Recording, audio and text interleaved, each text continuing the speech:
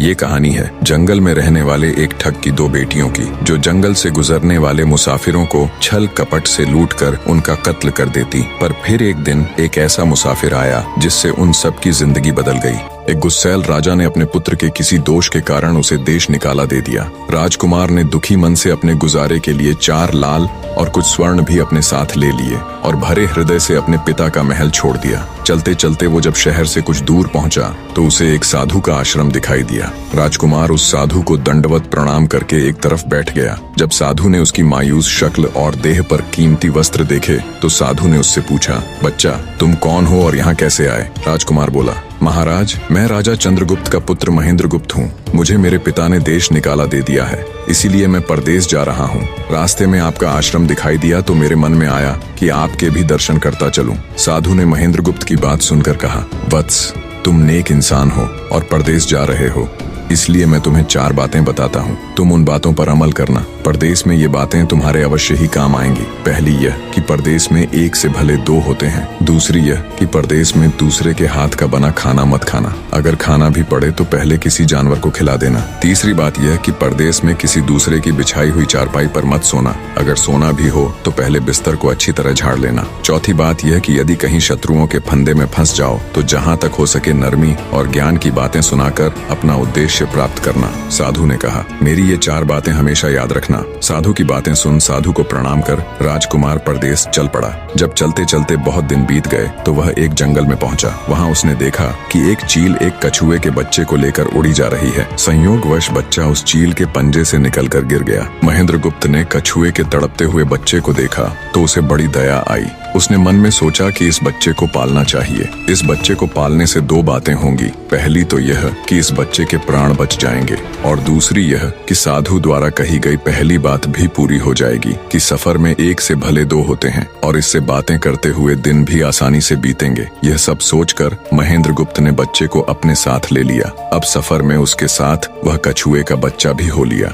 कुछ दिन के सफर के बाद राजकुमार को एक अच्छा सा स्थान दिखाई पड़ा। उस स्थान पर पहुंचकर उसने कुछ खाया पिया और फिर कछुए के बच्चे से बोला, तुम यहाँ बैठे रहना, मैं जरा थोड़ी देर सो लूं। यह कहकर महेंद्रगुप्त एक पेड़ के नीचे सो गया। उसी पेड़ के ऊपर एक सांप और एक कौवा रहते थे। उन दोनों का यह दस्तूर था कि जब कोई मुसाफिर उस पेड़ के नीचे ठहरता तो सांप उसे डस लेता और कौवा उसकी आंखें निकाल लेता। नाग ने जब सोते हुए मुसाफिर को देखा तो पेड़ के नीचे उतरा और राजकुमार को डस लिया। सांप के डसते ही तुरंत राजकुमार के प्राण पखेरु उड़ गए। कुछ देर में जब कछुए की नजर महेंद्रगुप्त पर पड़ी तो वह उसे मरा देखकर बहुत घबराया और महेंद्रगुप्त के ऊपर बैठकर रोने लगा। तभी कौवा भी पेड़ से नीचे उतरा और ज्यों ही उसने महेंद्रगुप्त की आंखें निकालनी चाही त्यों ही कछुए ने झपटकर कौवे की गर्दन को मुंह से पकड़ लिया। कौवे ने बहुत जोर लगाया मगर कछुए ने उसे नहीं छोड़ा। तब कौवे ने सांप को पुकारा। कौवे की आवाज सुनकर सांप आ गया। उसने बड़े जोर से कछुए की पीठ पर डंक मारा परंतु कछुए ने अपना मुंह भीतर कर लिया। सांप ने कई बार कछुए की पीठ पर डंक मारा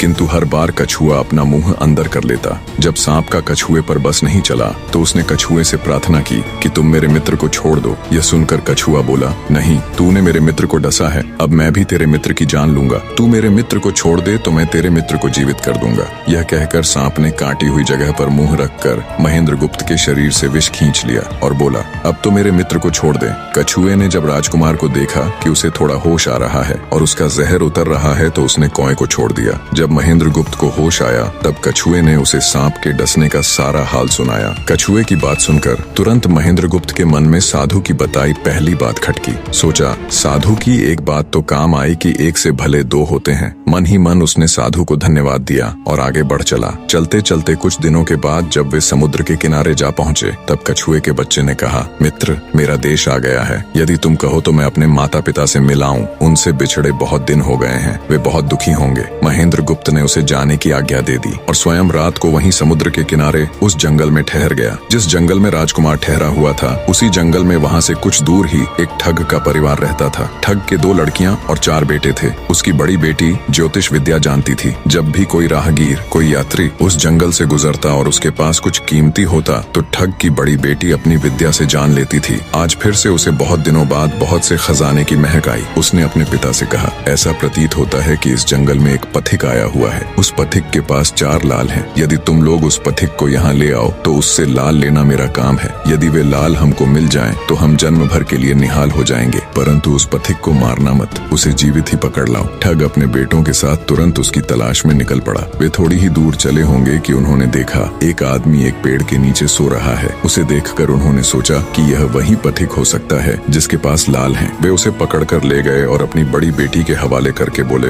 इससे लाल निकलवाना अब तेरा काम है। ठग की बड़ी बेटी ने पूरे आश्वासन के साथ कहा, तुम लोग चिंता मत करो, मैं इससे लाल निकलवा लूंगी। ठग की छोटी बेटी ने जब महेंद्रगुप्त को देखा तो वह दिलोजान से उस पर मोहित हो गई। पहली ही नजर में वो अपना दिल उस नौजवान राजकुमार को दे बैठी। भाइयों के डर से कुछ कह तो न सकी, लेकिन मन ही मन उसको बचाने की युक्ति सोचने लगी। कुछ देर बाद ठग की बड़ी बेटी ने खाना बनाया और उसमें जहर मिला दिया। वही खाना उसने महेंद्रगुप्त को परोस दिया। जब थाली महेंद्रगुप्त के सामने आई तो उसने खाने के लिए निवाला तोड़ जैसे ही उसे खाने को हुआ, तभी उसे साधु की कही गई दूसरी बात याद आई। उसने थाली में से थोड़ा सा भोजन निकालकर कुत्ते के सामने डाल दिया। जैसे ही उस खाने को कुत्ते ने खाया वो तुरंत मर गया। यह देखकर महेंद्रगुप्त ने भोजन नहीं किया। उसने अपने मन में सोचा कि साधु की दूसरी बात भी काम आई। अपनी इस चाल को असफल होते देखकर ठग की बड़ी बेटी को गुस्सा तो बहुत आया, पर वो अपने गुस्से को अंदर ही अंदर पी गई। उसने महेंद्रगुप्त के सोने के लिए पलंग तैयार करवाया और उससे कहा, जाओ पथिक, ऊपर के कमरे में तुम्हारे लिए पलंग तैयार करवा दिया है, अब तुम आराम करो। कई दिनों की सफर की यात्रा के कारण थका हुआ राजकुमार जब ऊपर आया तो उसे बढ़िया धुली हुई चादर पलंग पर बिछी हुई दिखाई दी। सोचा, जो हुआ सो हुआ, कई दिनों के बाद चैन की नींद तो सोने को मिलेगी। वो जैसी ही पलंग पर बैठने को हुआ तो उसे साधु की तीसरी बात याद आई कि परदेश में हमेशा बिस्तर को झाड़कर सोना। जैसे ही उसने बिस्तर को झाड़ा तो उसके होश उड़ गए। वो बिस्तर एक कच्चे सूत से तैयार किया गया था जिसके नीचे आग का कुआं था। महेंद्रगुप्त ने देखा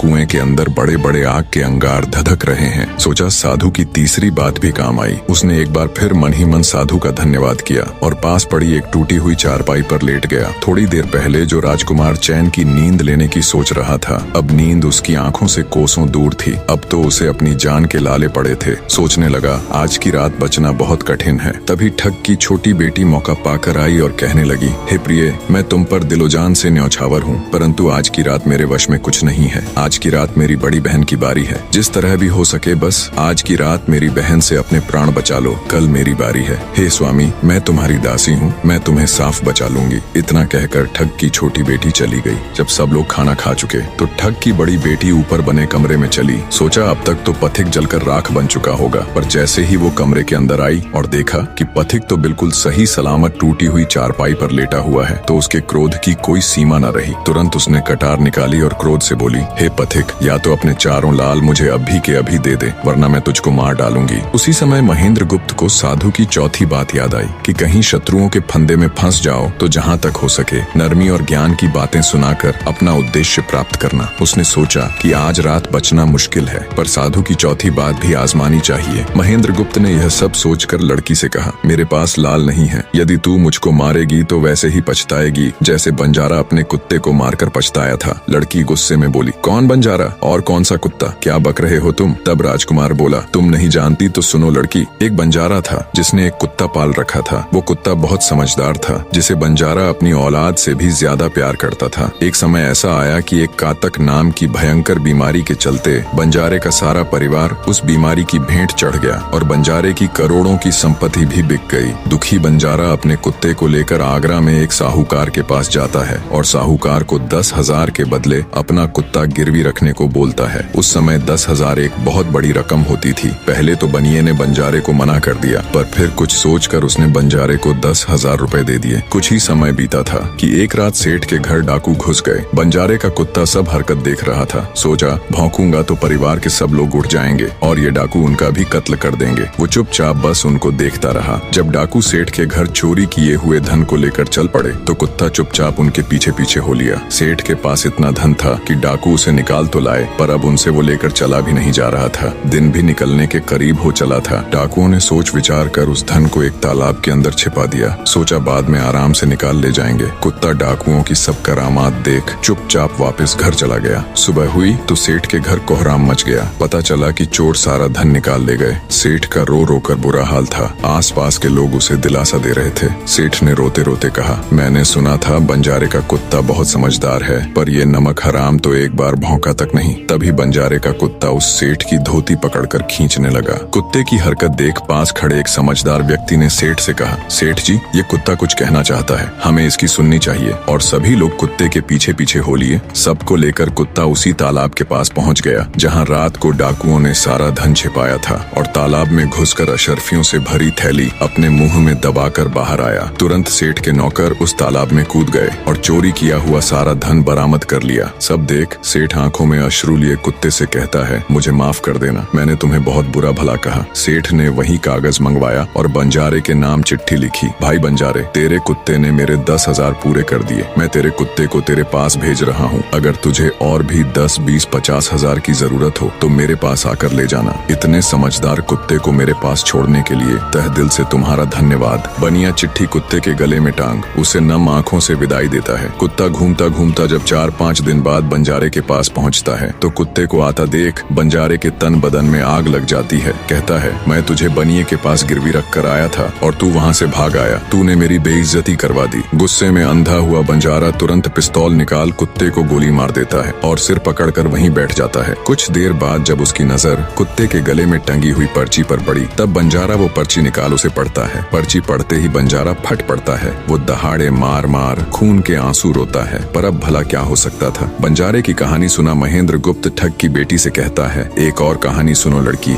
एक राजा के पास एक बहुत समझदार पढ़ाया हुआ तोता था। वह बड़ा चतुर था। एक दिन राजा तोते को अपने साथ गंगा स्नान को ले गया और उसको घाट पर बैठाकर स्वयं स्नान करने लगा। तभी तोते की नजर अमर फल पर पड़ी जो पास ही नदी में बहता हुआ आगे बढ़ा जा रहा था। वह उसको नदी से बाहर निकाल लाया और राजा के आने पर उसको वह अमर फल देता हुआ बोला, महाराज, यह अमर फल है, इसे खा लीजिए। राजा ने कहा, मैं अकेला अमर फल खाकर क्या करूंगा, अपने बाग में लगा दूंगा। जब इसमें फल लगेंगे तब सब कुटुंबियों को खिला कर अमर कर दूंगा। गंगा स्नान से लौटकर राजा ने वह फल माली को देकर कहा, इस फल को बाग में लगा दो। थोड़े ही दिनों में पेड़ फल फूल गया, उसमें फल लगने लगे। एक दिन एक फल पककर पेड़ से गिरा तो उसे सांप ने सूंघ लिया, जिससे वह जहरीला हो गया। अनजान माली वह अमर फल लेकर राजा के पास आया। राजा फल को देखकर बहुत खुश हुआ और कुछ सोचकर वो फल पहले कुत्ते को खाने को दिया। क्योंकि राजा बड़ा नीतिवादी और विचारवान था, वह जानता था कि बिना सोचे समझे किसी भी वस्तु को खाना ठीक नहीं होता। राजा ने ज्यों ही वह फल कुत्ते को खिलाया, कुत्ता मर गया। यह देखकर राजा ने क्रोधित होकर अपने तोते से कहा, बेईमान तोते, तू हमें जहर देकर मारना चाहता था। ये कहकर राजा ने क्रोध में आकर तोते को मार डाला और माली से कहा, इस पेड़ के चारों ओर घेरा डाल दो जिससे कोई इसका फल न खा सके।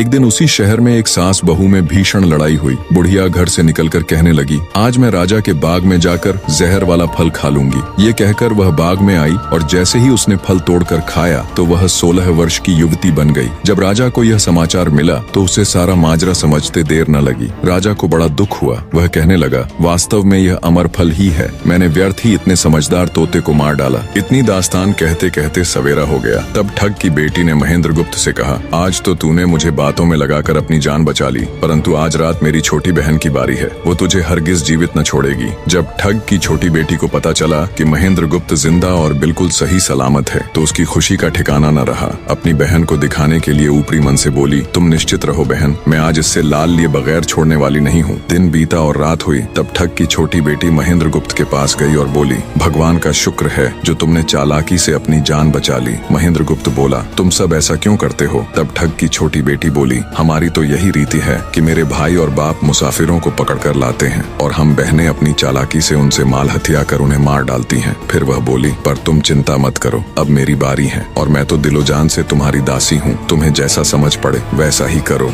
यह सुनकर महेंद्र गुप्त बोला, प्रिय, तुम भी मुझे देखते ही पसंद आ गई थी। दिल करता है कि हर पल तुम्हारे पास ही रहूं। तुम अपनी बड़ी बहन की तरह नहीं हो, तुम एक नेक दिल औरत हो, तुमसे मेरा कुछ भी छिपा हुआ नहीं है। उसकी बात सुनकर ठग की बेटी ने कहा, तुम कहते हो कि मुझसे कुछ भी छिपा नहीं है, तो फिर वे लाल कहाँ हैं? महेंद्र गुप्त ने कहा, वो चारों लाल मेरी जांघ में हैं, अगर तुम निकालना चाहो तो निकाल लो। राजकुमार की बात सुन ठग की छोटी बेटी बोली, प्यारे, वो लाल तुम्हें ही मुबारक हो, मैं तो तुम्हारी दासी हूँ, तुम्हारे दर्शनों की प्यासी हूँ, मुझे तुम्हारे सिवाय और कुछ नहीं चाहिए। ये सुन महेंद्र गुप्त बोला, जो कुछ तुमने कहा है वह तो सब ठीक है, लेकिन ये प्यार और प्रेम की बातें सब धरी रह जाएंगी जब हमारे शरीर में प्राण ही नहीं रहेंगे, क्योंकि जब तुम्हारे बाप और भाइयों को इसका पता लगेगा तो हम दोनों की खैर नहीं। तब ठग की बेटी बोली, तुम चिंता मत करो, मेरे पास इसका भी उपाय है। आज रात को सबके सोने के बाद हम यहाँ से भाग चलेंगे और कहीं बहुत दूर रहेंगे जहाँ कभी मेरे भाई और बाप पहुँच न सके। महेंद्र गुप्त बोला, पर ये सब होगा कैसे? बोली, यहाँ से निकलने का एक ही उपाय है। मेरे पिता के पास 2 ऊँटनियाँ हैं, उनमें से एक तो दिन भर में 60 कोस चलती है और दूसरी दिन भर में 100 कोस चलती है। तुम उनमें से बड़ी वाली को खोल लाना, तब तक मैं हम दोनों के लिए कुछ धन बांध कर रख लूंगी। जब आधी रात हुई तब महेंद्र गुप्त ऊँटनी को खोलने चला गया। महेंद्र गुप्त ऊँटनी ले तो आया, मगर जल्दबाजी के कारण वह बड़ी के स्थान पर छोटी को ले आया। ठग की बेटी बहुत सा माल लेकर ऊँटनी पर बैठ गई और दोनों चल दिए। ऊँटनी जब चलते चलते 60 कोस पहुंची तो जंगल में रुककर खड़ी हो गई। बीच जंगल में ऊँटनी को खड़ी देखकर महेंद्र गुप्त और ठग की बेटी के होश उड़ गए। ठग की बेटी बोली, अनर्थ हो गया, तुम रात के अंधेरे में बड़ी ऊँटनी की जगह छोटी को ले आए। मेरे पिता और भाई आते ही होंगे, वो हमें नहीं छोड़ेंगे। इधर जब सवेरा हुआ तो ठग ने देखा कि उसकी बेटी और मुसाफिर दोनों गायब हैं। उसने सोचा कि निसंदेह वह बदमाश मेरी बेटी को भगा ले गया है। तबेले में जाकर देखा तो पाया कि छोटी ऊँटनी गायब है और बड़ी वहीं है। सोचा ज्यादा दूर नहीं गए होंगे और ऊँटनी पर सवार होकर उसने उसे तेजी से दौड़ा दिया। थोड़ी ही देर में जंगल में उस स्थान पर जा पहुंचा जहां महेंद्र गुप्त और उसकी बेटी ठहरे थे। महेंद्र गुप्त ने जब उसको आते देखा तो बहुत घबराया और कहने लगा, देखो तुम्हारा पिता आ रहा है, अब उससे प्राण कैसे बचेंगे? लड़की ने कहा, घबराओ मत और जो मैं कहती हूँ उसे ध्यान से सुनो। जाओ, जाकर उस पेड़ पर चढ़ जाओ। जब मेरा बाप तुम्हें पकड़ने के लिए आएगा और पेड़ पर चढ़ेगा तो मैं चुपके से बड़े वाली ऊँटनी पर चढ़कर उसको तुम्हारी डाल के नीचे खड़ा कर दूंगी। तुम कूद कर उस पर बैठ जाना। इस प्रकार हम दोनों बचकर साफ निकल जाएंगे। यह सुनकर महेंद्र गुप्त तुरंत पेड़ पर चढ़ गया। तब तक ठग भी वहां आ पहुंचा।